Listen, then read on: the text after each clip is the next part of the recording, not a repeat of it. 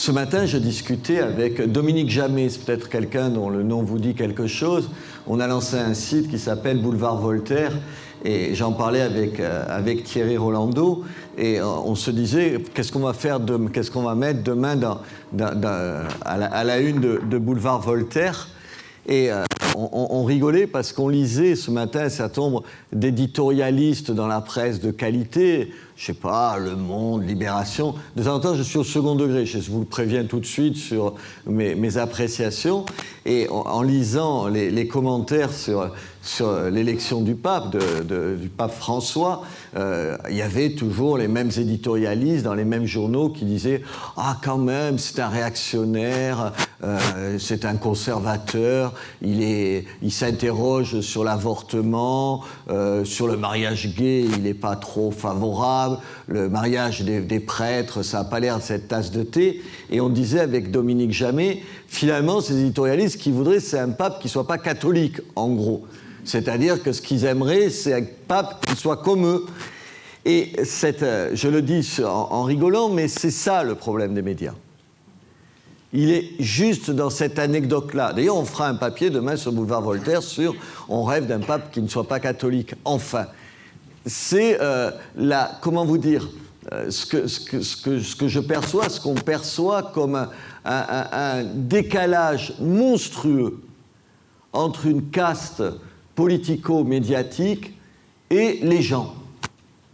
Moi, quand je rencontre des gens qui ne sont pas dans mon métier, en général, ils pensent pique-pendre de la presse. À midi, par exemple, on a déjeuné avec quelqu'un qui l'a défendu. Il y avait longtemps que je n'avais pas entendu quelqu'un défendre les journalistes. En général, il faut que je m'excuse au bout de 5 minutes de faire ce métier, tant chacun a l'expérience malheureuse en gros, tout simplement, j'étais là, et ce que j'ai vu, ce que je vis, ce que je ressens, et ce que j'en lis dans les médias, à la radio, à la télévision ou dans la presse écrite, il y a une espèce de gap, de fossé qui fait qu'on se dit, mais ils vivent pas la même chose que nous, ils pensent pas la même chose que nous. Et ça explique, dans le dernier sondage dans Le Monde, il y a 74%, c'est pas 23%, 74% des personnes interrogées, des Français, vous et moi, qui disent « Mais non, la France qu'on nous décrit, c'est pas celle que je connais. Les gens ne parlent pas, les journalistes ne parlent pas en gros de ce qui est ma vie et de pas ce qui m'intéresse, de la réalité telle que je la rencontre. » Et ce constat-là, on le mesure tous dans nos domaines d'activité différents ou dans notre vie quotidienne. Alors, évidemment, quand vous êtes journaliste, il y a juste 35 ans que je le suis, et en plus j'ai passé ma vie à défendre les journalistes quand même, hein. Vous vous dites, qu'est-ce qui fait qu'il y ait cette espèce d'attitude tellement critique ? Là, je vous cite un sondage, je peux vous en citer 25 là, que j'ai, parce qu'évidemment je les ai en tête, c'est sur le même tonneau, qui disent à peu près les mêmes choses. En gros, on ne leur fait pas confiance, ils sont tenus par les politiques, ils dépendent des puissances de l'argent et tout. Enfin, tout ce genre de choses.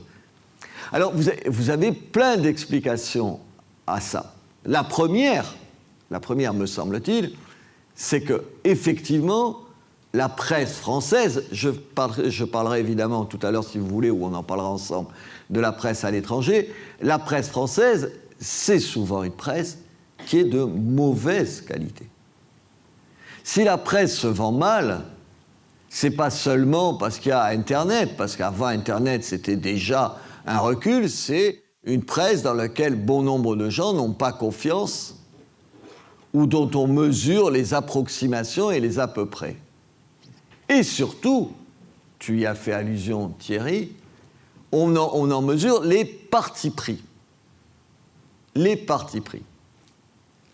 Alors, sur cette situation, les journalistes, des gens comme moi, il y a des débuts de réponses.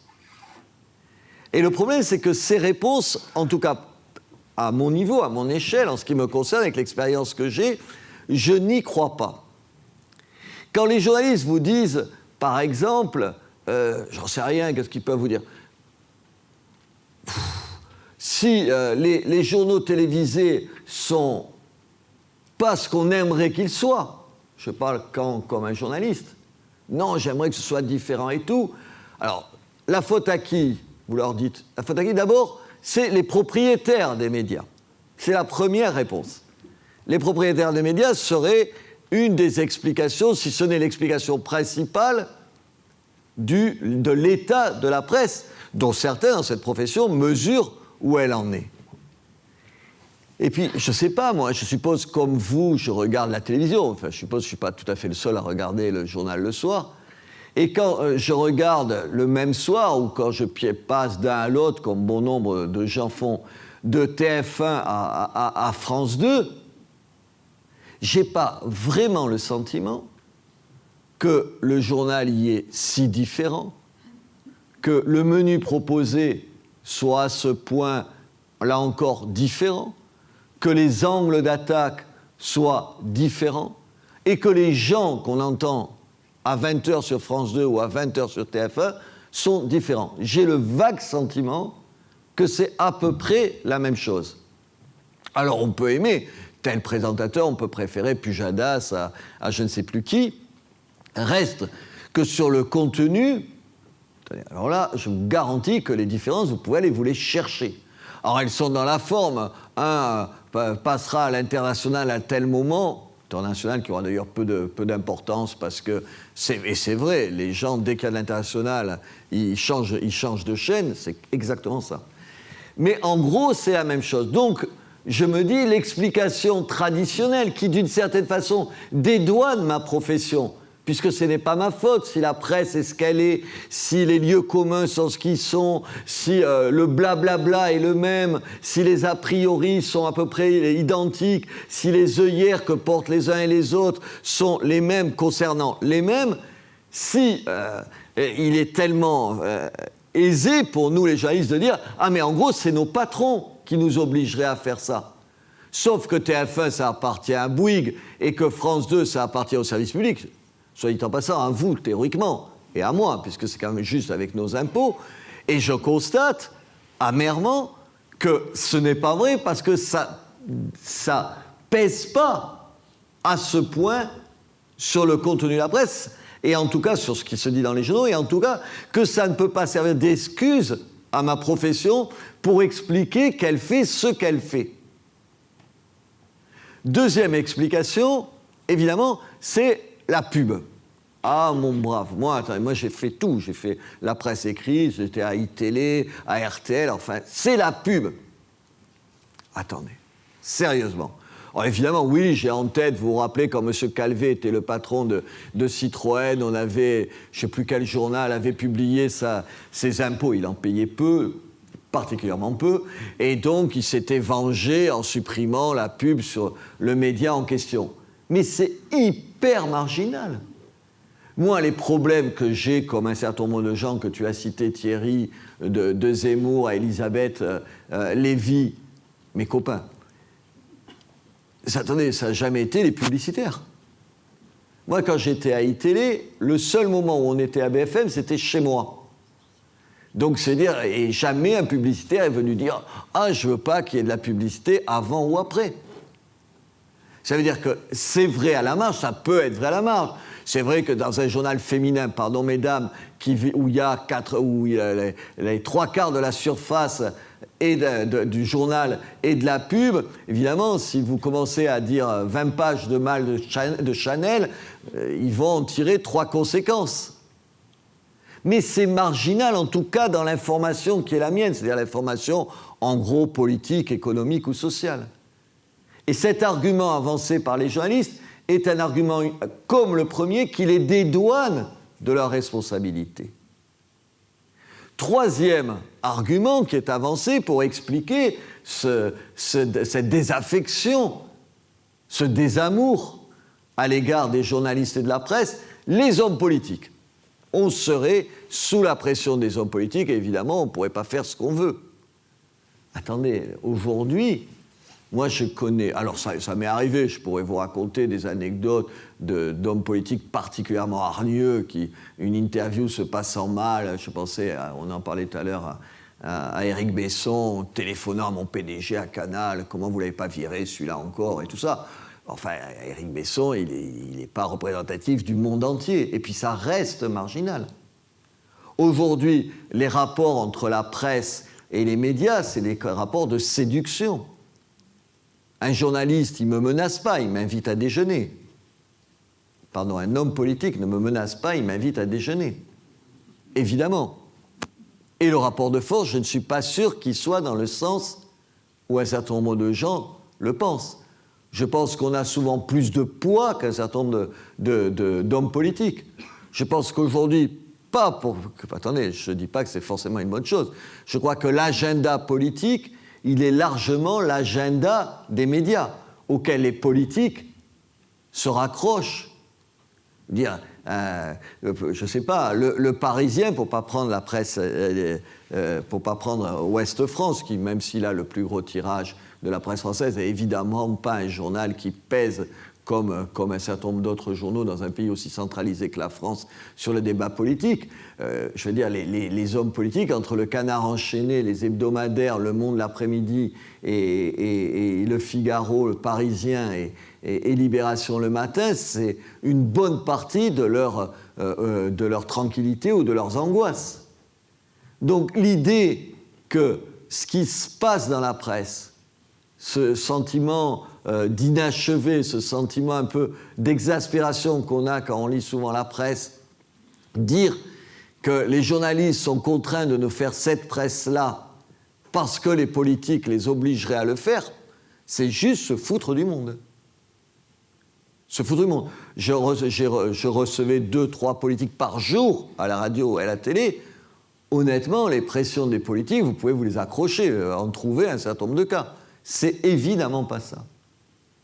Le problème qu'on a, c'est que les ennemis de la presse, les ennemis de la liberté de ton, les ennemis de la liberté d'expression, les ennemis du journalisme, ce sont les journalistes. C'est juste ça la question. Moi, souvent, des gens me disent « Mais attends, il y a des gens qui les manipulent, il y a des gens qui tirent les ficelles. » Vous savez, c'est cette vision un peu complotiste du monde. Il y a toujours des gens, quelque part, qui dirigent le monde et son destin et ses crises, et les uns et les autres. C'est évidemment pas vrai. Ce serait trop beau, moi je rêverais de ça.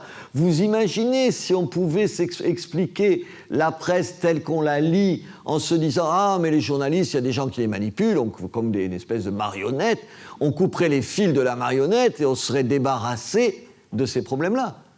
Le problème, c'est que la presse qu'on a aujourd'hui, c'est la presse que les journalistes font. Et c'est eux le problème. Et le problème, c'est ce qu'il y a dans leur tête. Ce qu'il y a dans leur tête. Moi, dans les rédactions où j'ai travaillé, ce qui me sautait aux yeux, c'est à quel point tout le monde pense la même chose. Mais attendez, je ne vous parle pas que de politique, là non. Vous savez, alors il y en a qui votent à droite ou à gauche. Encore que. Mais surtout, c'est que sur tous les faits, tout ce qui fait notre quotidien, les réactions sont les mêmes. Entre un flic et un voyou, on a d'un coup de cœur pour le voyou, jamais pour le flic. Entre le mauvais élève et l'institutrice qui gueule, on choisit le mauvais élève parce qu'il a 1000 raisons d'expliquer qu'il n'en fout pas une rame. L'institutrice, elle est là pour... Vous voyez, il faudrait supprimer les notes. Comme ça, remarquez, on n'aurait plus de problème. C'est que systématiquement... on a, de la part de l'immense majorité de cette profession, les mêmes réponses aux questions. Même pas, c'est pire que ça, je dis une connerie là. On n'interroge jamais un certain nombre de choses. Il va de soi. Vous avez compris, n'en concluez pas exactement ce que je pense tout de suite de ça. Mais il va de soi que le mariage homosexuel va dans le sens de la modernité. Ça va de soi, c'est-à-dire que c'est quelque chose qui, dans les rédactions, ne se discute pas. Et il va de soi que ce qui est moderne est mieux que ce qui était avant. Et il va de soi que quand on a que la Suède ne peut être qu'en avance sur la France.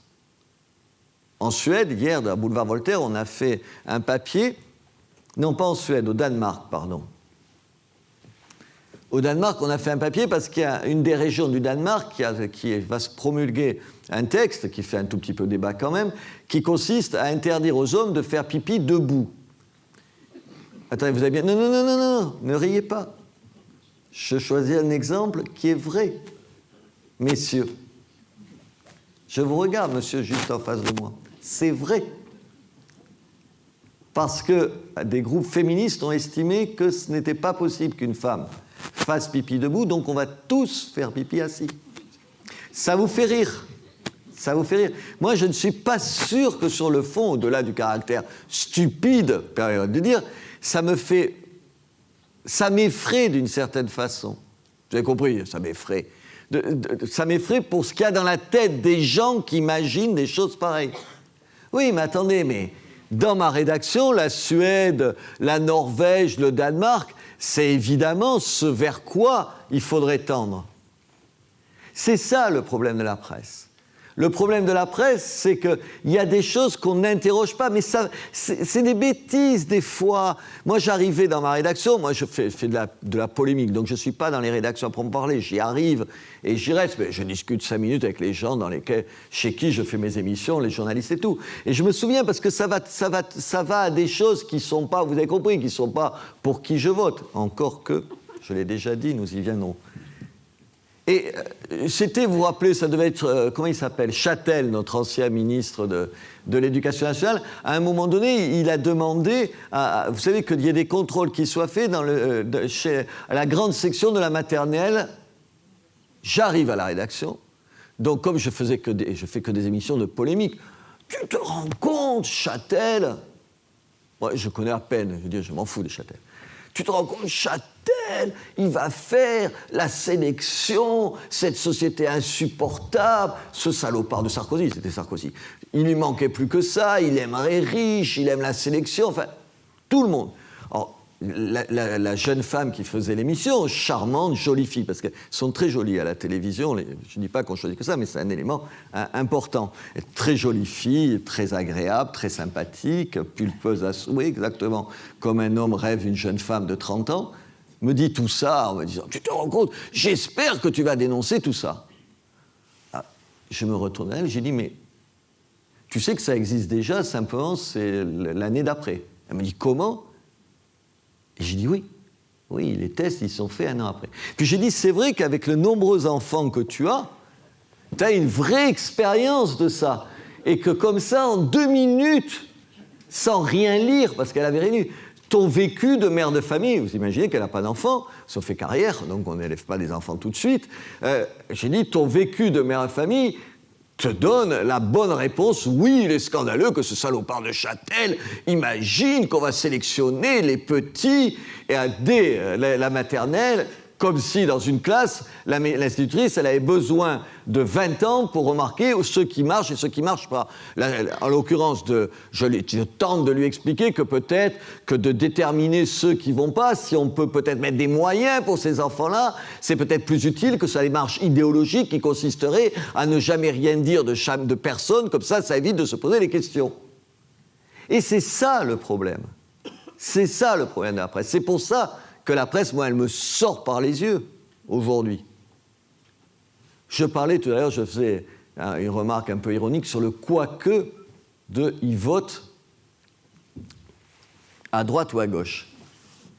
Il ne vous a pas échappé que nous avons élu un président l'an dernier, et il y avait un premier tour, il ne vous a pas échappé qu'il y avait des candidats de droite et de gauche, comme moi.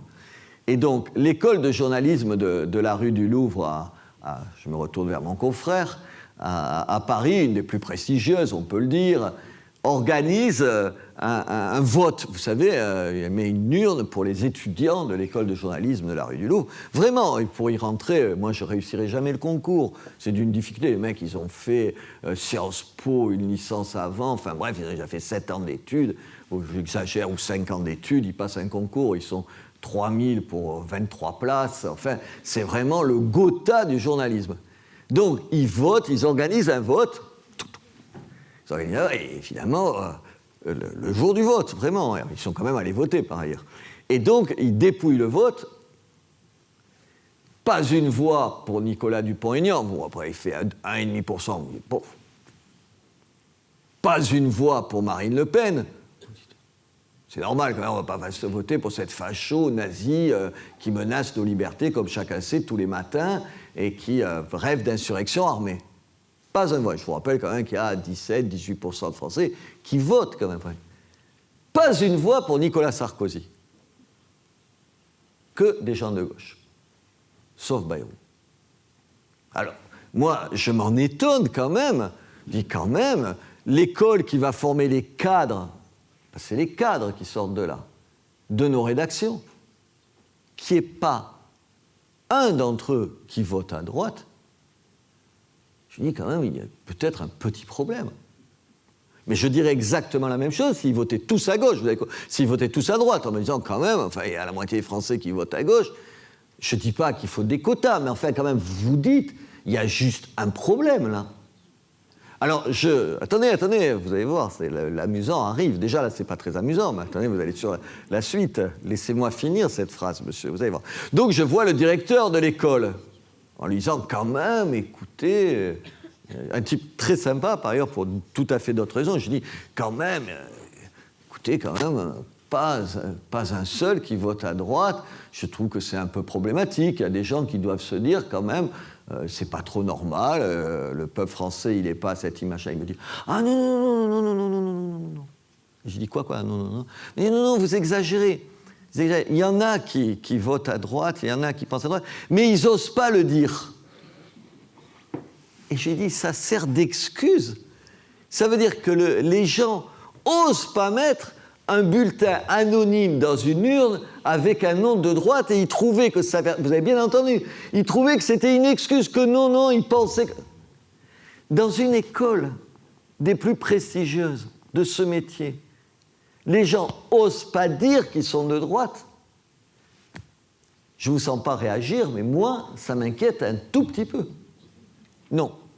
Alors, je ne peux rien dire, parce que peut-être ils sont tous d'accord. Peut-être vous êtes tous d'accord, peut-être vous trouvez que c'est bien, que c'est normal, qu'il faut être à gauche, que si on n'est pas à gauche, on n'est pas une personne bien, on ne peut pas être un bon journaliste.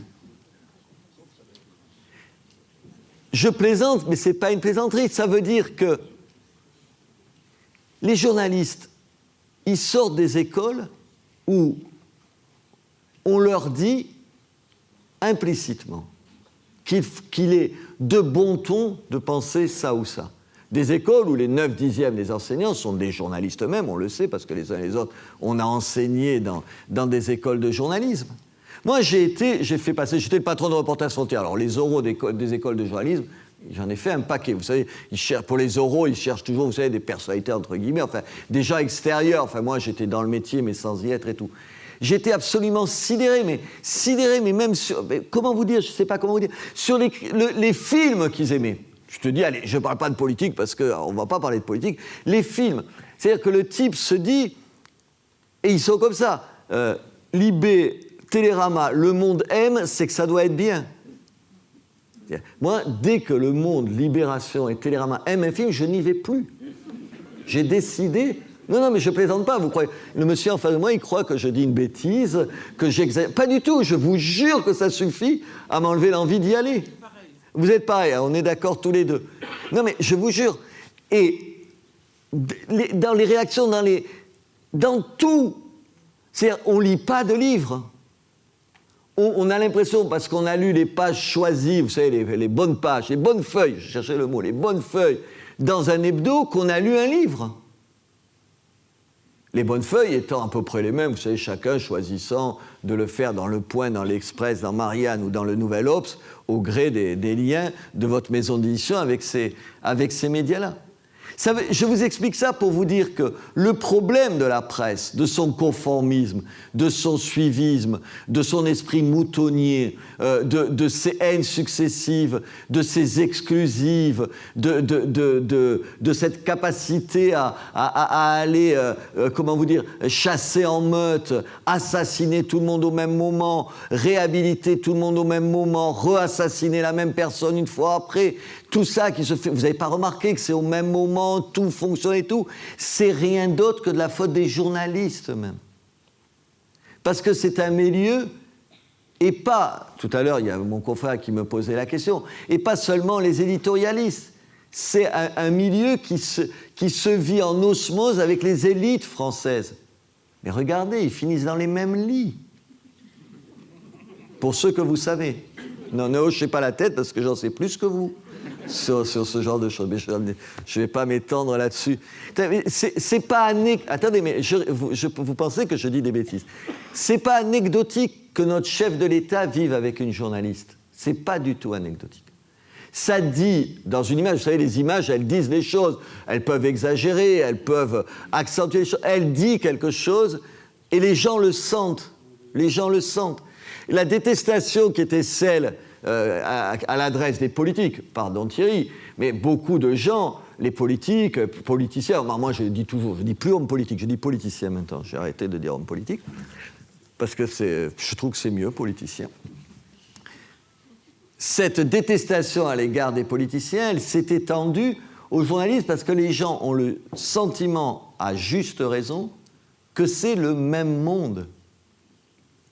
Que c'est le même monde, que c'est le même réflexe, que c'est on vient des mêmes endroits, des mêmes milieux sociaux, des mêmes lectures, des mêmes horizons culturels, des mêmes références. Et c'est ça qui pose problème.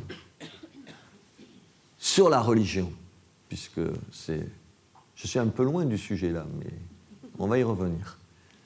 Sur la religion, bouffer du curé dans une rédaction, c'est le minimum syndical. Hein. Je vous le dis tout de suite. Ne vous amusez pas à dire, non, moi je ne suis pas sûr qu'il y en ait beaucoup qui le fassent ici, que vous faites le carême en ce moment. Alors là, c'est que si jamais ma femme fait le carême, c'est pour ça que je pense à ça, c'est que vous êtes une bonne sœur ratée, et si c'est un mec, un curé raté. Alors je le dis un peu avec scrupule, j'ai failli l'être, un curé. Donc, vous voyez ce que je veux dire? Mais évidemment, attendez, évidemment, ça c'est le catholicisme. Le même propos sur le judaïsme ou l'islam, je vous garantis que vous n'avez pas intérêt à le tenir. Là, alors là, on ne plaisante plus du tout. Là, on ne bouffe plus de l'imam ou du rabbin. On bouffe du curé, et uniquement du curé. Les fémènes, là, vous savez, ces hystériques à la poitrine jolie. Je dis ça pour les jeunes filles, vous avez remarqué, là, vous savez, ces filles qui vont protester, qui vont mettre la pagaille dans Notre-Dame. Imaginez qu'elles soient allées le faire à la Grande Mosquée de Paris. D'abord, elle ne l'aurait pas fait 5 secondes, je vous le dis tout de suite. Ou à la synagogue de la rue Copernic. Est-ce que vous l'imaginez une seconde? Est-ce que vous l'imaginez une seconde? Vous vous souvenez quand les gens, comment ils s'appellent, les identitaires sont allés occuper une mosquée en construction, à Poitiers. Vous avez vu la réaction des médias, les éditorialistes. C'est facho, insupportable, ils attendent à tout. Nos ministres, on dit, il faut les interdire. Les fémènes. Ce que je veux vous dire là, c'est que les indignations de la presse, elles vont toujours dans le même sens. Les gens qu'on défend, ce sont toujours les mêmes. Tout à l'heure, tu faisais allusion à un livre que j'ai écrit qui s'appelle « Vive Le Pen ». Je voyais une jeune fille effrayée, elle se disait « Putain, facho ». Jeune fille, je vous garantis, je vous regarde, c'est vous que je regarde. Je vous regarde, il ne s'agit pas de faire l'apologie de Le Pen. Il s'agit juste de dire pourquoi je titre « Vive Le Pen ». Évidemment, j'en ai pris plein la gueule, vous imaginez, parce que les gens... Tout à l'heure, je vous disais qu'ils ne lisent pas les livres, ils lisent les bonnes feuilles dans la presse. Là, ils n'ont même pas lu la 4e de couverture. Il y avait 10 lignes de texte, 32 pages. Ils ont lu juste « Vive Le Pen » et ça a été l'halali. L'idée, jeune fille, c'était de dire si jamais j'avais fait une émission, moi je faisais des émissions polémiques, et donc elles avaient un titre, les émissions. Si j'avais titré, je sais pas, Vive Staline, dans la rédaction, il y aurait un mec qui serait venu me dire quand même, tu sais, 50 millions de morts, peut-être, t'aurais pu t'en passer, mais enfin, si tu le penses, j'aurais dit, vive Mao Tse-tung. Oh, c'est plutôt sympathique, comme la moitié ont été d'anciens maoïstes. Ah, t'y es resté avec tes amours de jeunesse. 40 millions de morts, on va pas en faire un plat quand même. On va pas quand même se casser les pieds pour 40 millions de morts.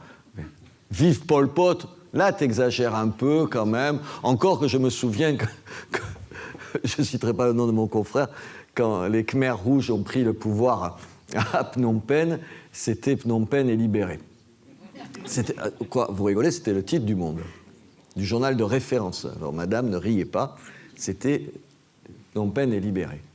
Je vous dirai même en aparté qui est ce journaliste qui vous donne des leçons maintenant. Paix à son âme, je crois qu'il est mort. Tout ça, on aurait pu l'accepter. Mais vive Le Pen. Vous imaginez, vous pouvez dire tout ce que vous voulez, sauf ça. Parce que, comme vous le savez, Jean-Marie Le Pen a du sang sur les mains, peut-être pas 40 millions ou 30 millions, mais sûrement, pour un certain nombre de mes confrères, suffisamment pour faire d'un pamphlet qui s'appelle Vive Le Pen un livre. Vous savez, moi j'ai remarqué, je rigole parce que ça même des amis, ils avaient tellement honte d'avoir ça. Vous savez, vous vous rappelez, il y a un certain nombre de messieurs de mon âge, quand on était petits, on avait jeunes, il nous est arrivé, vous vous écoutez pas, d'acheter des revues un peu osées. Et vous savez, vous les mettiez cachés dans une revue plus sérieuse. Il ne s'agissait pas. Moi, j'ai des copains qui m'ont dit, je fais pareil avec Vive Le Pen, je le mets dans l'Express parce que je ne veux pas que le type en face voit ça et se dit, oh, tu aurais un facho en face de moi et tout. Je vous dis ça parce que l'accueil dans les rédactions,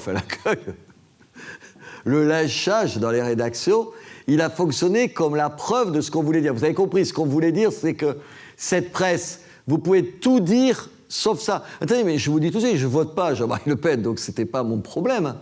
C'est juste qu'il y a des choses qui ne sont pas audibles. Parce que c'est comme des réflexes pavloviens. Le Pen, c'est un salaud. Dans les rédactions, moi je vois quand ils arrivaient, moins sa fille, encore que ce n'est pas tout à fait vrai. Alors lui, n'en parlons pas, Gollnisch, n'en parlons pas, c'était on va se le payer. Le problème, c'est qu'il n'est pas mauvais, qu'ils ne sont pas mauvais, et que je ne suis pas sûr que le journaliste en question se le payait vraiment. Mais vous savez, c'était ça, c'est putain, c'était comme ça. Le putain était le bon mot. Hein. On va se le faire, tu vas voir, j'ai préparé des trucs. Alors moi, et de façon habituelle dans les réactions, je dis ça c'est bien, hein, ça c'est bien, j'espère que tu as bien préparé ton travail, c'est bien, il faut être pugnace. Surtout quand vous voyez les interviews qui sont faites souvent, vous savez, on choisit tel intervieweur, patati patatou. J'ai dit, c'est très très bien. J'ai dit, ah, mais demain, quand ce sera un leader de l'UMP ou des socialistes, j'espère que tu vas te le payer, pour reprendre tes mots, de la même façon. Et évidemment, vous avez compris que c'était jamais de la même façon. Et c'est ça aussi qui est insupportable. C'est ça que je ne sais pas si j'arrive à vous convaincre ou si on est en début d'après-midi que ça va être plus compliqué. Ce que je veux vous dire, c'est que l'état de la presse, c'est tout ça. Je vais citer Karl Marx. Vous voyez que je suis ouvert d'esprit. Karl Marx dit de l'idéologie dominante, ce n'est pas les idées qu'on essaye de mettre dans la tête des gens. C'est les questions, ou les affirmations plutôt, qui ne soulèvent pas de questions. Ça va de soi. C'est ça l'idéologie dominante. Et il y a une idéologie dominante dans les médias. Il y a des choses qui vont... Moi, je me souviens, je m'excuse, je vous raconte des anecdotes, mais ça me semble plus parlant qu'un discours théorique. Je me rappelle, moi, je faisais des émissions, donc je recevais des gens, et il y avait, vous savez, en bas de l'écran, la question qui était posée. Enfin, c'est un truc de boulot, il faut une question, donc. Et une fois, attendez, j'avais une question, l'immigration est-elle une bonne chose pour la France ? Question.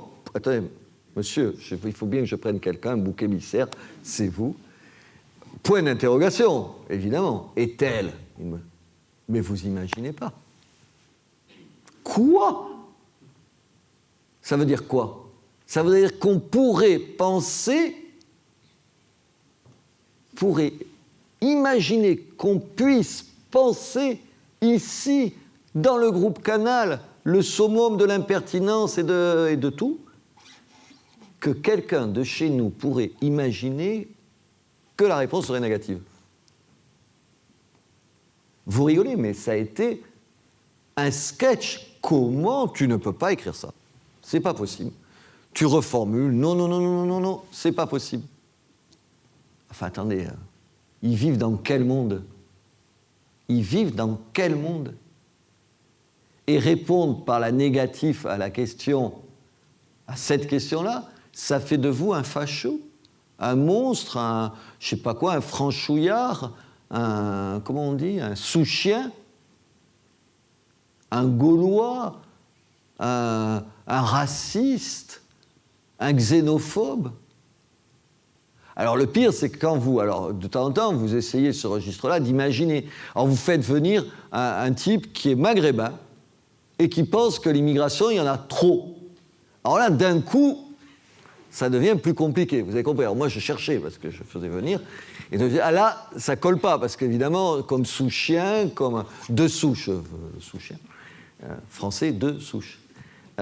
Vous avez compris, on n'est plus dans le schéma, c'est-à-dire que le monsieur, ça, oui, il est facho, tout va bien. L'autre, c'est plus compliqué. L'image dans les médias, ça colle plus. Mais vous avez compris ce que je veux dire, c'est que tout un tas de sujets, vous ne pouviez plus les aborder. Moi, je me suis fait virer d'RTL. Hein.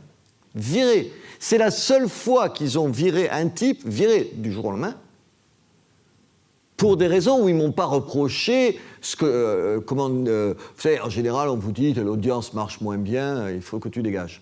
Même pas.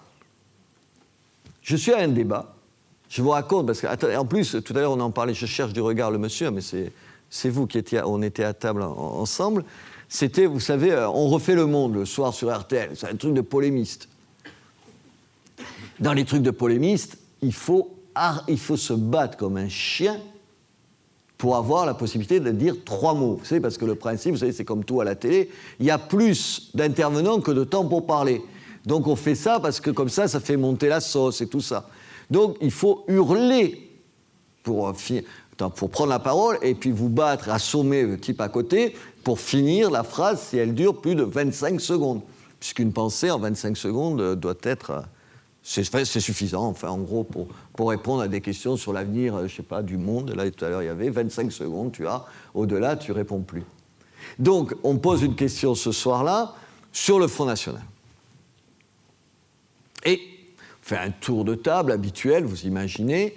Et puis, Christophe Ondelat, qui animait à ce moment-là l'émission, puisqu'il ne l'anime plus, mais que depuis la rentrée, et Robert. Et moi, je dis évidemment... devant le ronron habituel, je dis « Ah, mais moi, c'est pas que je comprends, c'est que j'approuve un certain nombre de propositions du Front National. » Écoutez, d'un coup, plus un mot, j'aurais dit à Christophe Ondelat « Tu sais, j'ai violé ta sœur quand elle était petite. » C'était exactement la même chose. J'avais dit juste ce qui n'est pas possible d'entendre. D'un coup, plus personne ne parle. Et Christophe Ondelat, qui est un type charmant, par ailleurs, avec qui je m'entends très bien, se retourne vers moi. Comment? En gros, est-ce que tu peux répéter ce que tu viens de dire? On a du mal à comprendre, ta langue a dû fourcher, il y a un souci. Je lui dis, ah non, je lui dis, il y a un certain nombre de propositions du Front National que j'approuve. Il me regarde éberlué. Lesquelles? Ah, j'ai dit, écoute, je ne sais pas... Par exemple, à ce moment-là, donc, il n'y avait pas de député du Front National. Il n'y a pas un député du Front National, pas un sénateur du Front National. Je ne trouve pas ça normal. Et ils ont raison de gueuler. C'est pas possible. Quand on représente 15-17% des voix, on doit avoir des représentants. Et je lui... Attendez, et j'ajoute... D'ailleurs, les trotskistes, vous savez, quand ils sont réunis, ils font 7-8%. C'est exactement la même chose. Je pense anormal qu'il n'ait pas de représentants. L'émission se termine. Vous vous rendez compte de l'audace que j'avais? Je ne sais pas si vous imaginez le propos subversif que c'est. Le lendemain matin, pas 8 jours après, le lendemain matin, la Société des journalistes d'RTL. La société des journalistes, ce n'est pas les syndicats. Les syndicats, ils sont là pour défendre nos avantages. Et on en a. Vous avez remarqué qu'on touche à toutes les niches fiscales, sauf la nôtre. Parce que si je gagne autant que je cherche vous, par hasard, je paie moins d'impôts que vous. Ouais, mais enfin, attendez, c'est juste pas normal. Les syndicats, ils ne se sont jamais mobilisés, rien d'autre pour ça. Moi, pendant des années, je ne les ai jamais entendus parler de façon unie que sur cette question-là. Je finis la parenthèse, évidemment, ni la gauche, ni la droite, enfin, là, c'est la droite et maintenant la gauche, personne, il n'y a pas un homme politique, vous en doutez, qui osera aller toucher à cette niche fiscale, qui n'a aucun sens, qui est un truc qui, n'importe quel type normal dirait, n'importe quel journaliste, qu'il faut la supprimer. Il n'y a aucune raison que je paye moins d'impôts que vous si je gagne pareil que vous. Il n'y a rien. Parce qu'après, par ailleurs, il y a tous les frais professionnels. Il n'y a rien. Il y a juste que c'est ça normal. Je ne sais pas pourquoi je fais cette digression, mais je vais m'y retrouver. Le lendemain matin, sur RTL, la Société des journalistes, donc, va voir la direction d'RTL pour demander comment il est possible qu'ils emploient quelqu'un qui osait dire ça. Est-ce que vous imaginez ce que ça dit des journalistes? Je veux dire, pour moi, alors attendez, je ne suis pas un perdreau de l'année, vous l'avez remarqué, ça va, tout va bien, je m'en sors fort bien. Mais est-ce que vous imaginez ce que ça veut dire pour des jeunes journalistes qui auraient par hasard, malgré les écoles de journalisme, la volonté de penser par eux-mêmes ou de penser en dehors des clous? Qu'est-ce que ça veut dire? Ça veut dire que le jeune journaliste en question, il dira jamais quelque chose comme ça. Il l'entendra, il peut même pas l'imaginer de le faire. Parce que tout est piégé. Tout est piégé. Les mots sont piégés. Mais avec des effets, je ne sais plus si j'en parlais ce matin, absolument invraisemblables. La connerie n'a pas de limite, pardon de vous le dire aussi brutalement. Dans les rédactions, on a un débat permanent. Alors, on avait un débat permanent sur... Ils ont un débat permanent sur... Est-ce qu'on donne le prénom des gens dans les cas de faits divers? Vous avez compris, comme il y a beaucoup de Mohamed et d'Ali, ça peut poser des problèmes. On peut s'expliquer ensuite pourquoi il y en a beaucoup. Mais en tout cas, dans les rédactions, c'est on ne les donne pas. On ne les donne pas. Comme les gens apprennent de temps en temps qu'il y a des prénoms avec des consonances de ce type, les gens ils nous cachent les choses. Résultat des courses aujourd'hui dans les rédactions. Qu'est-ce qui se passe? Évidemment, il y a plein de faits divers, de petits voyous, de petits salopards qui s'appellent comme moi Robert, Raymond, Georges ou François. Mais les gens, moi je l'ai vu 20 fois autour de moi, ils disent, bon, on me téléphonait au standard, ah, si vous ne donnez pas les noms, c'est que c'est des... Vous avez compris, ça veut dire qu'on a, sous prétexte de ne pas montrer du doigt tel ou tel, c'est-à-dire de ne pas dire les choses telles qu'elles sont, on stigmatise maintenant tout le monde. Ça veut dire comme si tous les auteurs de faits divers étaient nés ou leurs parents au Maghreb ou en Afrique. Évidemment pas. Vous vous appelez Robert comme moi et vous pouvez être un petit voyou de la même façon. On en arrive à des absurdités comme ça. Mais vous ne pouvez même pas en discuter avec les gens. Comment vous voulez discuter avec des gens qui pensent, les journalistes en question, qu'ils incarnent pas seulement la vérité, mais le bien? Je me rappelle, je faisais une émission et je croisais Audrey Pulvar. Non, pas de ricanement. Parce que ça, dès que je dis Audrey Pulvar, je ne sais pas pourquoi, il y a des gens qui ricanent. Vous dire qu'elle est chaleureuse, non. Mais j'avais des rapports corrects. On se croisait au maquillage et ensuite, vous savez, dans la régie, vous n'êtes pas obligé de faire la gueule aux gens, même si vous ne pensez pas exactement la même chose qu'eux. Et une fois, je sors, je venais de recevoir je ne sais plus, quelqu'un d'une organisation antiraciste ou de défense des droits de l'homme, enfin, de cet univers-là. Et donc, j'avais parlé de la situation en France et j'avais parlé des Noirs et des Arabes. Je sors, je me retrouve dans la régie comment, devant mon invité d'ailleurs, comment tu peux dire noir ou arabe? Et j'ai dit, tu veux que je dise comment? J'ai dit, tu veux peut-être que je dise black, parce que c'est pas la même chose? Tu veux que je dise quoi? Me dit, tu dis maghrébin. Ah, j'ai dit, c'est un problème, parce que si je dis maghrébin de Syrie, ça va juste être un peu étonnant. Vous avez compris? Ça veut dire que vous finissez par non seulement ne plus parler des sujets qui touchent les gens, qui sont leur quotidien, mais en parler dans des mots qui sont des mots qui ne sont pas les mots qu'on emploie. Attendez, on a remplacé fille-mère par famille homoparentale. Ça a réglé le problème? Il ne faut pas parler de racisme, il ne faut pas tenir des propos racistes, évidemment. Monoparental, pardon. Homoparental, c'est encore autre chose. Vous vous rendez compte des lapsus que je fais? Merci. C'est ma conscience, c'est mon Jiminy Cricket qui est juste en face de moi et qui surveille avec attention les bêtises que je peux dire. Vous avez compris? Tous les mots sont piégés. Je vous disais, attendez, le racisme, malheureusement, ça existe. La réponse qu'on a apportée en France, c'est on interdit les propos racistes, comme si ça réglait le problème du racisme. Vous avez vu que c'est pour vous dire l'espèce de folie qui atteint cette société. Vous avez vu qu'on va supprimer le mot race de la Constitution, de l'article 1er de la Constitution. Ça va changer quelque chose au racisme? Vous avez compris, on est dans un pays où on tait une réalité et on a l'impression, une fois qu'on la tue, et tuée du même coup, si j'ose dire, elle n'existe plus, mais le réel vous pète à la gueule de temps en temps. Parce qu'il est là, le réel. La France a les lois antiracistes les plus draconiennes d'Europe. Et sûrement pas que d'Europe. Le racisme a reculé en France. En France, vous savez, on est dans un pays, nous on a appelé notre site Boulevard Voltaire, vous savez, à cause de la phrase attribuée à Voltaire, je ne partage pas vos idées, mais je me battrai pour que vous puissiez les exprimer. En France, au fond, on est dans un pays qui est voltairien le jour de l'épreuve de français du bac. Parce que vous avez quand même quelque chose de vous la payer, la phrase. Et là, vous faites une dissertation.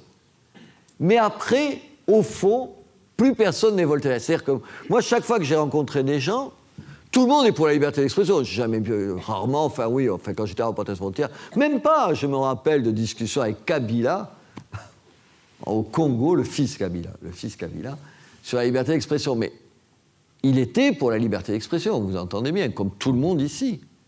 Et comme tout le monde en France, alors chacun a son « mais ». Alors je ne suis pas la liberté d'expression, mais pas ça quand même. Non, là, pas ça. Tout à l'heure, je parlais des religions, pas ça. On est dans un monde médiatique, c'est des machines à produire de l'information qui ont intégré ces règles-là. C'est-à-dire qu'on aime le débat, mais entre gens convenables.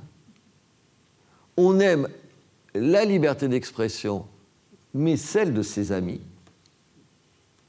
On est comme ça. Je vais vous raconter encore une anecdote. Tu me dis quand il y en a assez. Non, parce que sinon, je vais faire que Chavez est mort, mais je peux parler 8 heures. Je vous le dis tout de suite. Et il ne sera même pas embaumé. Vous avez vu qu'il n'est pas embaumé. Et comment ça vous a échappé, madame? Il n'est pas embaumé. Vous imaginez, on ne va pas avoir une momie de Chavez. Pourquoi je racontais ça? Moi aussi. Je sais pas, ça m'a échappé là. J'avais une anecdote. Sur quoi encore? Sur Chavez?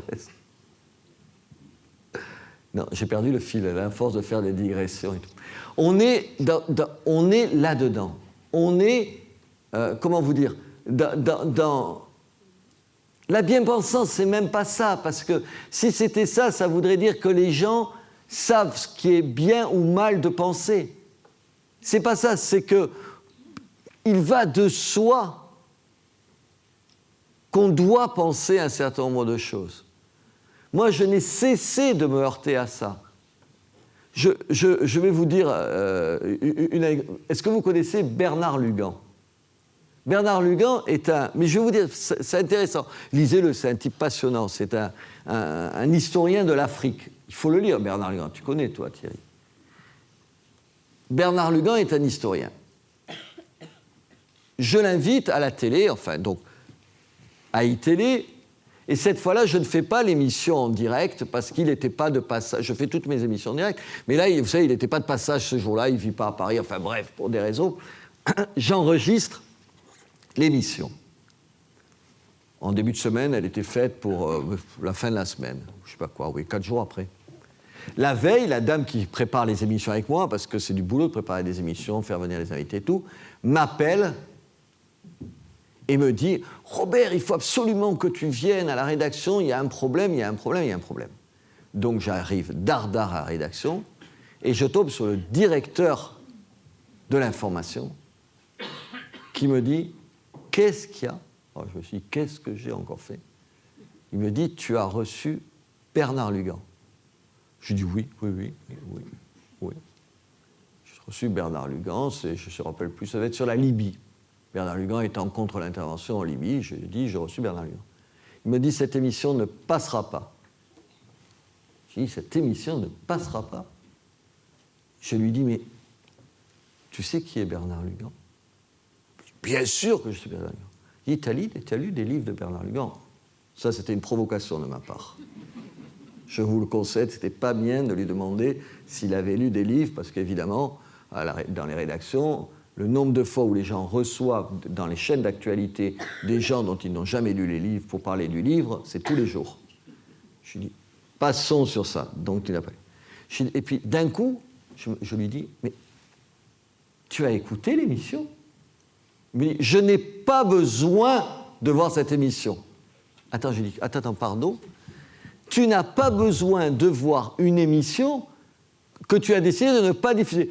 Je sais ce qu'il est capable de dire. Je dis, tu sais ce qu'il est capable de dire?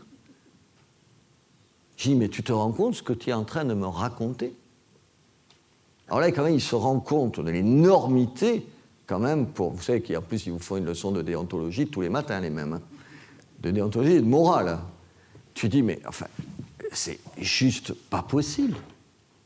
Attendez, je suis monté dans la hiérarchie du groupe Canal. Je me suis fait remonter les bretelles. Ça n'a pas été extérieur au fait que ça se passe très mal par la suite. L'émission n'est pas passée. Et l'émission n'est pas passée. Et la rédaction dont vous vous dites, elle va monter sur ses grands chevaux en défendant la liberté d'un de ses journalistes, la possibilité de recevoir les uns et les autres. Vous avez compris que je recevais aussi, je vous cite ces cas-là, et 80% des gens que je recevais, ils pensaient le contraire de ça, évidemment, parce qu'il est une exception parmi les historiens. Il n'y a pas eu un mot, rien, une fois de plus, de la Société des journalistes sur le thème « c'est scandaleux ». Non, il n'y a aucun problème. Ça va de soi que Bernard Lugan n'a pas sa place dans les médias.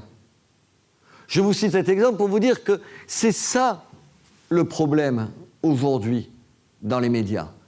Le problème aujourd'hui dans les médias, il est cette uniformité. J'ai retrouvé l'anecdote sur la liberté de la presse. Vous vous rappelez Charlie Hebdo, poursuivi devant la 17e chambre correctionnelle pour avoir publié les caricatures de Mahomet. Vous vous en souvenez, je suppose, enfin, vous avez ce vague souvenir. Poursuivi, donc, pour avoir ça. Le jour du procès, j'étais là, j'étais le patron de Reporters sans frontières, puis, évidemment, je trouve que Charlie Hebdo a le droit de publier ses caricatures, ça va de soi. C'était le lieu le plus mondain de Paris. Vous aviez, lors de ce procès, absolument qui a duré 2 jours, je crois, je ne suis pas trop sûr, il y avait tout le monde, vous savez, toutes les grandes consciences Et on en a en France. On a une spécialité des grandes consciences. En général, on dit grande conscience de gauche. Vous avez vu pour Eiffel. C'est une grande conscience de droite. C'est plus compliqué. Je ne crois pas que les médias auraient parlé de quelqu'un qui avait une grande conscience de droite. Donc il y avait tout Paris. Il y avait la classe politique de droite, de gauche, tout le monde était là, on s'embrassait sur la bouche, qui mieux, tu te rends compte, c'est scandaleux, il faut défendre Charlie, et que tout ça, ils étaient poursuivis par 2 organisations, l'UOIF, je crois, et une autre organisation musulmane, c'est salaud, patati, patatou. Et moi, j'avais défendu, comme tout le monde, la liberté. Tout pareil. Quelque temps plus tard, procès du camarade Zemmour. Éric m'appelle et il me dit « Robert, est-ce que tu veux être mon témoin de moralité ?» Éric, ça va de soi, bien entendu, je suis là. Donc je me retrouve au procès. Et là, je regarde, je découvre que nous avons perdu la moitié des troupes, c'est-à-dire que toute la gauche n'est plus là.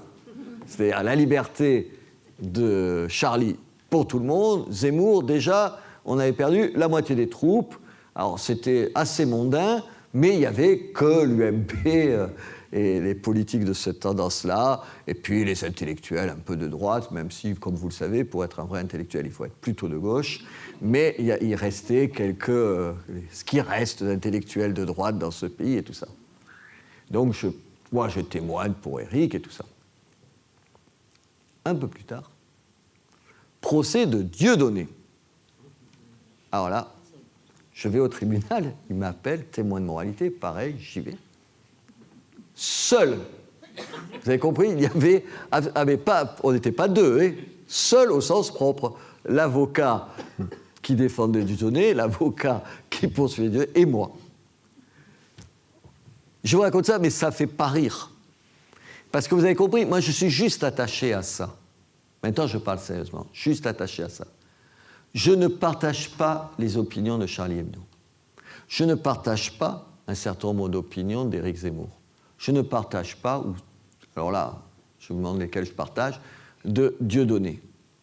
Mais je veux vraiment, je me bats depuis 25 ans pour que les Charlie Hebdo, les Éric Zemmour et les Dieudonné puissent s'exprimer dans ce pays. Quand on combat les idées, on combat des idées. Les idées, ça ne relève pas de la justice, ça relève du débat d'idées. Le problème en France, c'est que chacun, vous savez, vous vous rappelez l'enfer de Dante. Chacun a son petit enfer de Dante, avec chacun ce qu'on ne peut pas dire, ce qu'on ne doit pas dire, ce qu'il est interdit de dire. Et on est dans un pays, tout à l'heure je parlais de Voltaire, qui est jamais voltairien. C'est-à-dire on est dans un pays qui n'aime pas la liberté, qui n'aime pas la liberté d'entreprendre, j'en parle pas parce que ce n'est pas mon sujet, mais qui n'aime pas ça, qui n'aime pas la liberté de penser, qui n'aime pas la liberté de dire, qui a besoin d'interdits, qui pense qu'on règle les problèmes, tout à l'heure je parlais du racisme, en interdisant les propos racistes, qui pense qu'on lutte contre le révisionnisme et le négationnisme, dont je sais à quel point ça peut être douloureux pour les gens qui ont vu une partie de leur famille finir dans des camps de concentration et d'extermination nazis. Mais on ne lutte pas contre ça. On ne lutte pas contre ça par l'interdiction. Il y a une organisation qui s'appelle l'UCLA. Ça ne vous dit rien, c'est la Ligue des droits de l'homme aux États-Unis. C'est la même chose. Vous savez, ils sont dans la même organisation, ça s'appelle l'UCLA, comme nous, on a la Ligue des droits de l'homme ici. Il y a quelques années, l'UCLA, ils avaient manifesté à Détroit. Pourquoi je vous raconte ça ? Vous savez pourquoi vous avez bien entendu, c'est la Ligue des droits de l'homme, c'est-à-dire que c'est la même chose que ceux qu'on a ici. Ils manifestaient à Détroit parce que la mairie de Détroit avait décidé d'interdire une manifestation du Ku Klux Klan. Vous imaginez les fous furieux que sont les gens du Ku Klux Klan. L'UCLA, il s'était mis devant les manifestants du Ku Klux Klan en disant « Nous, on veut qu'ils puissent manifester ». Et après, on débat de ce qu'ils osent dire. Mais manifester, ce n'est pas lyncher des gens. Manifester, c'est un droit constitutionnel. Parler, c'est un droit constitutionnel. S'exprimer, c'est un droit constitutionnel. Et aux États-Unis, ça n'a choqué personne. Vous avez compris, c'est normal. On se bat pour que des gens puissent dire un certain nombre de choses. Ensuite, on combat ce qu'ils disent. Je suis contre la loi Guesso.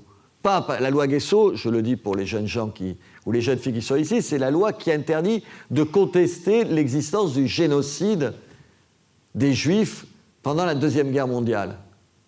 Évidemment que les gens qui sont des révisionnistes, des négationnistes, c'est monstrueux le propos qu'ils tiennent, dire non, on n'a pas tué. Alors, pour un certain nombre, ils disent non, on n'a pas tué de Juifs. Pour d'autres, ils disent il n'y a pas de chambre à gaz. Je comprends ce que ça peut être comme douleur. Mais interdire ces propos-là, c'est une stupidité. En plus, à l'ère d'Internet, enfin, vous avez des enfants. Moi, j'ai des enfants qui sont plus grands que les jeunes, les garçons et les filles qui sont là. Enfin, Internet, il suffit que vous interdisiez un truc sur Internet pour que tout le monde s'y précipite. Vous n'avez pas vu, c'est le truc de gogo stupide. Un type peut dire une connerie au-delà de l'imaginable. Si on lui interdit de le dire, c'est que ça doit être vrai. On nous cache quelque chose. Résultat des courses. Aujourd'hui, il n'y a jamais eu autant de révisionnistes et autant de négationnistes. Il n'y en a jamais eu autant. Et on a refait ça avec la traite. La loi sur la traite des Noirs. Vous avez vu c'est pareil, c'est exactement pareil. Il est interdit de le contester. La loi, d'ailleurs, ne parlant jamais que de la traite faite par les Occidentaux et pas de la traite faite par les Arabes sur les Noirs. On ne va pas tout mélanger. Mais ça atteint des proportions stupides. On voit François Hollande arriver à Dakar, aller sur l'île de Gorée, dans la maison de l'esclavage de l'île de Gorée, où il n'y a jamais eu de traite, là précisément. Mais vous ne pouvez même pas le dire.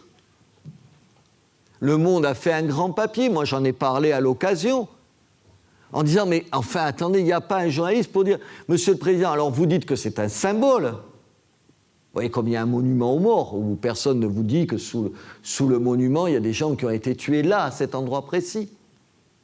Mais vous ne racontez pas quelque chose qui est faux quand vous êtes le chef de l'État. Il n'y a pas un journaliste pour le remarquer, parce que, vous imaginez, qu'est-ce que ça laisse rien dire, ça dit juste ça. Et c'est contre ça que je me bats depuis des années. Le Vive Le Pen, vous avez compris, c'était juste une façon de dire ça. On a écrit avec Thierry Rolando, Vive l'Algérie française. Ni l'un ni l'autre ne pensons qu'on va rétablir la France en Algérie. On est quand même stupide, mais pas tout à fait à ce point. Mais la façon dont on a raconté, tu me coupes si je n'ai pas d'accord avec ça, parce qu'on a signé à deux, je ne voudrais pas me faire engueuler par Thierry. La façon dont on nous raconte l'histoire est juste une façon hémiplégique de raconter l'histoire. Ce qu'on dit dans les rédactions et ce que tu avais relevé, c'est toi qui connais 1000 fois mieux que moi ça, ce qu'on raconte, vous avez compris, moi je ne demande pas aux gens d'adhérer à mes idées ou à ce que je pense. Je pense juste qu'on est dans un pays où, sur un certain nombre de sujets, on ne peut plus faire entendre un point de vue. Moi, j'ai eu les pires ennuis sur l'homosexualité. Attendez. Je suis invité, je ne sais plus, ça devait être Paris Première. Vous voyez ce que c'est Paris Première, l'émission, là ? C'était, comment elle s'appelle ? Mulman, vous voyez, qui est cette jolie fille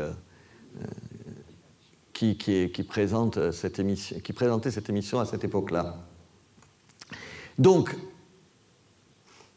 on nous présente un petit film, vous savez, où deux poissons du même sexe, disait-on, fricotés. Et on nous explique que c'était un projet de l'Éducation nationale, de ce bon monsieur Châtel, ça devait être, je vais parler tout à l'heure. Il voulait présenter ça dans les petites classes pour lutter contre l'homophobie. Moi, je commence, alors tout le monde dit « Ah, c'est vachement bien, ça. C'est vrai que quand même, il ne faut pas déconner. » Moi, il se fait que j'ai des enfants petits aussi. Je vous dis « Je ne sais pas, je ne suis pas sûr. Je ne suis pas sûr que, non, à 5-6 ans, peut-être il y a d'autres choses, leur apprendre à lire, à écrire, à compter. Peut-être que c'est utile. Peut-être qu'on pourrait parler de ça à un autre moment, je ne sais pas. » Alors jusque-là, d'abord... c'est déjà un problème. Et puis, je me laisse aller. Et au lieu de m'arrêter là, comme je peux de temps en temps, malgré les caméras, c'était en direct. Je dis, et d'ailleurs, au fond, pour vous dire la vérité, tout ça parce que je pense à ma fille quand je pense à ça, et je dis, au fond, je ne suis pas sûr que j'aimerais... Non, finalement, j'aimerais pas que ma fille soit homosexuelle. Et je dis, et les gens, comment? Je dis, non, je pense qu'il y a 95% des gens qui n'ont pas envie. Et je dis, j'ajoute, évidemment, elle serait homosexuelle, je l'aimerais encore plus, mais simplement, je n'ai pas envie, parce que c'est dur d'être homosexuel dans une société où c'est compliqué et tout ça. Et j'ajoute, comme si ce n'était pas suffisant pour l'après-midi, j'ajoute. Puis c'est vrai, au fond, c'est parce qu'au fond, j'ai envie de l'amener à l'église au bras et qu'elle me donne des petits-enfants. Je ne savais pas que depuis, on pouvait avoir des petits-enfants, même sans aller à l'église, sans se marier avec un garçon et sans faire l'amour, enfin, je ne sais pas quoi. Et je dis ça. Et ce que je vous raconte, vous allez voir, c'est pas rigolo du tout, ça vous fait rire. Et il y avait, comment il s'appelle cet acteur qui fait toujours les machos un petit peu là, qui s'appelle... comment il s'appelle? Enfin, il y avait un acteur, son nom va me revenir, un type plutôt sympa, qui m'approuve et tout ça. Ouais, je suis d'accord et tout ça.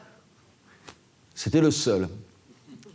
On sort du studio, putain, pendant une semaine. Je ne pouvais pas, d'abord, je ne pouvais plus aller dans les radios où j'étais, tellement j'étais demandé ailleurs pour venir me sommer de m'expliquer sur comment... C'est Lelouch, l'acteur, vous savez comment il s'appelle? Gilles, vous connaissez Gilles. Il est plutôt sympa et tout ça. Donc il dit ça et tout ça. Donc tous les générales menacent... Attendez, là je rigole sur le télégénéral, mais menacent sur ma femme, des gens... Mon téléphone est sur la liste, vous savez, comme souvent, et tout ça. On appelle ma femme, on vous fera la peau et tout ça, enfin... J'étais un peu étonné. Puis dès que ça touche les enfants et tout, vous n'avez plus envie. On sait où tu vas avec ta fille, tu vas voir comment ça va se passer et tout ça. Enfin bref, des fous. La semaine d'après, on me réinvite sur le plateau de Mühlmann. Je cherche son prénom, elle a un prénom. Géraldine Mühlmann et tout ça. Et donc j'arrive sur le plateau, je rentre avec toujours Gilles Lelouch. Et elle me dit, Robert, vous avez entendu ce qui s'est passé cette semaine? Je pense que vous venez ici pour présenter vos excuses. Je la regarde un peu atterrée. Pardon.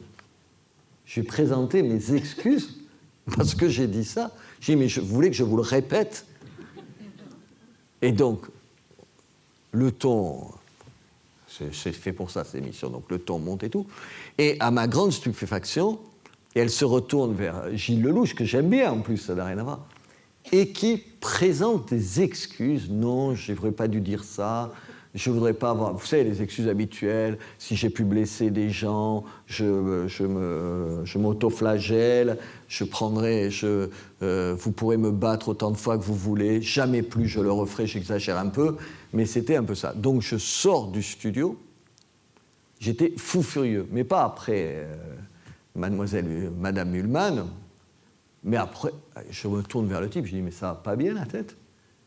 J'ai dit des excuses. Il me dit, ah, mais si je ne m'excuse pas, dans mon métier, c'est terminé.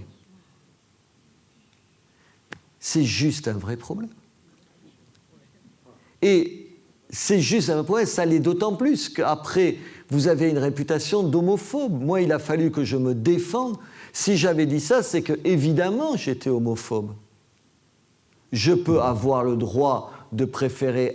Attendez, il me vient pas... Peut-être parce que j'ai milité 25 ans dans les droits de l'homme, je trouve scandaleux la moindre discrimination qui est faite à un homosexuel. Je trouve scandaleux une insulte à l'égard de quelqu'un parce qu'il est homosexuel me révolterait, je ne la laisserais pas passer si j'étais devant.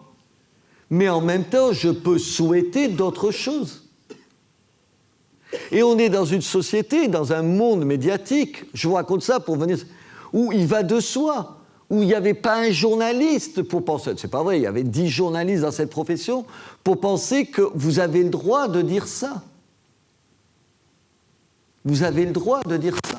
J'espère que je ne vous lasse pas, là, je suis en train de me demander, je me dis, il faut que je me taise, là, peut-être, ça suffit. Et c'est tout comme ça. Je vous raconte une anecdote pour vous dire le poids. Et ça, c'est pas ni les patrons de presse, ni le grand capital, ni les directions, ni les puissances d'argent, qu'est-ce qu'il faut citer encore, ni les affreuses agences de publicité, ni les abominables hommes politiques qui vous obligent à penser comme ça. Vous voyez ce que je veux dire? C'est ça que je voudrais vous faire passer. Vous dire qu'il n'y a pas besoin de ces pressions-là pour que ces gens-là disent ça. J'étais le patron de Reporters sans frontières à l'époque. Je vous prends une autre histoire pour vous dire, mais c'est ubuesque à mes yeux.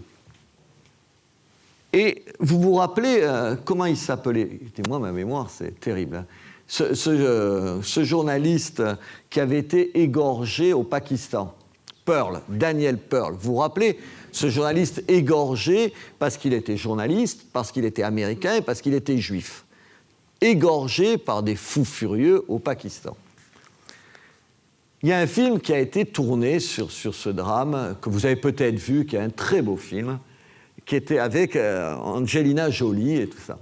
Et donc, je suis le patron de Reporters sans frontières, il se fait que je m'étais beaucoup battu au moment pour... On se battait, en réalité, il était déjà mort, donc, mais on ne le savait pas, vous ne le savez pas à ce moment-là.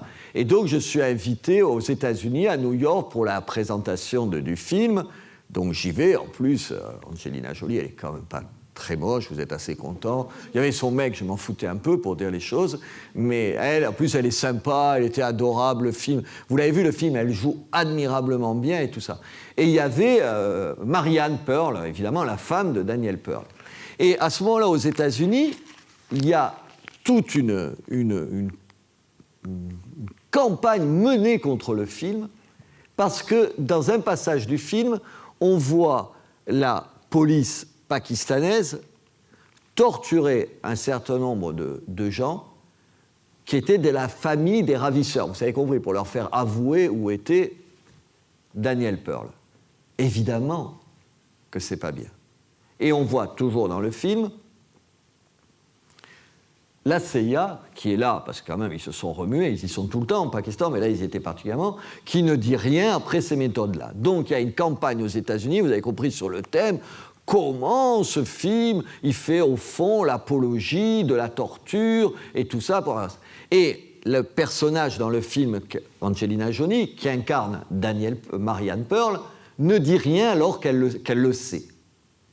Et donc moi je vois Marianne, la vraie, et je lui dis, mais Marianne, et elle me regarde, je la connaissais parce elle est aussi journaliste à RFI, elle était journaliste à RFI, et elle me regarde et elle me dit, écoute, j'en suis ému parce que ça m'a pris aux tripes. Elle dit, écoute, je l'aimais et j'étais enceinte de lui, alors tu sais. Et j'avais trouvé cette réponse forte. Vous voyez, je me vois pas faire... Qu'est-ce que vous lui dites? Vous lui faites une leçon de morale en disant « Ah oui, peut-être que tu l'aimais, que tu étais enceinte de lui, mais tu aurais dû quand même protester parce que des types étaient en train de faire des choses comme ça pour sauver ton mari. » Enfin, vous voyez, vous dire ça. Et à France Culture, je raconte ça et je dis « Mais jamais je me serais permis de lui faire une leçon de morale. Je suis pas à sa place. Vous auriez fait, vous, une leçon de morale à une dame qui vous dit ça? » Ah non, c'est pas bien, il fallait signer une pétition tout de suite contre la torture au Pakistan. Je dis ça comme ça, comme je vous le dis, avec cette émotion-là, parce que je le ressens et tout, parce que je la comprenais, parce qu'en plus elle a eu un petit garçon que je connais et tout ça. Le lendemain, dans la presse, le patron de Reporters sans frontières justifie la torture. Mais vous lui cassez la gueule au mec qui a écrit ça. Ou vous faites comme Bernard Lugan le dit, vous regrettez le temps où on réglait ça en duel, au sabre et à cheval, pour en terminer avec le connard qui va faire une leçon à Marianne Pearl ou à vous. C'est ça qui est insupportable. Je sais pas si si j'arrive à vous convaincre. C'est cette certitude d'incarner le bien. Vous vous permettriez, vous, d'aller dire à une dame comme ça, moi, à votre place, j'aurais fait ça, mais tu y es pas, connard, à sa place. Tu donnes pas des leçons aux gens. Tu sais, quand vous imaginez, enfin, vous êtes un certain nombre de femmes ici, vous imaginez enceinte à 25 ans, votre mari pris par des islamistes fous furieux, à quoi vous pensez? À ce qu'on lui sauve la peau? C'est la seule chose qui vous intéresse. Et c'est ça ce que je ne supporte plus dans la presse. Au fond, c'est ça. Je vous le disais tout à l'heure, c'est cette certitude d'être dans le camp du bien. Et donc vous, du côté des salauds. Évidemment, si moi je suis le bien et que je m'engueule avec le monsieur qui me sert de punching ball depuis tout à l'heure, ben c'est que vous êtes un salaud, monsieur, si je suis du côté du bien. C'est que vous êtes où, vous ? Comme en plus les médias, vous savez, les médias, c'est pas pour rien que le sport, ça a fait le succès de la télé. Parce que ça a besoin de 2 camps, les médias. Dans les débats, il faut 2 camps. Vous n'allez pas commencer à faire 3 considérations pour dire que peut-être la question est mal posée, que c'est plus compliqué que oui ou non. Ça fonctionne que comme ça. Et les médias, ils sont toujours, les journalistes, dans le camp du bien. Et moi, j'en suis exaspéré. Parce que le monde est un peu plus compliqué que ça. Parce que, je reviens, pour parodier des gens, ce complexe, vous vous rappelez, on a inventé le complexe militaro-industriel. Il y a un complexe médiatico-politique. Un monde qui pense qu'ils pensent pour nous. Et qui pense que si vous ne pensez pas comme eux, c'est que vous pensez à côté, vous pensez mal. Voilà, alors je dois penser mal, merci.